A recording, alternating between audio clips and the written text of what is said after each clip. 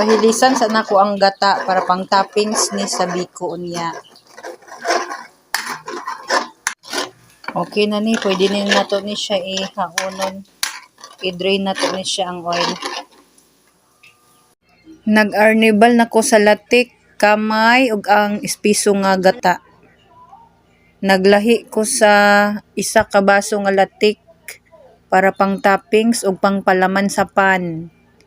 So ako na ning i-mix ang pilit nga nilungag sa akong gi-arnibal nga latik.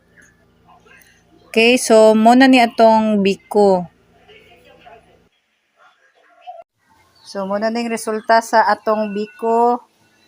Ang isa na ay toppings nga latik, ang isa latik gihapon, then katong hinilisan sa iyang gata.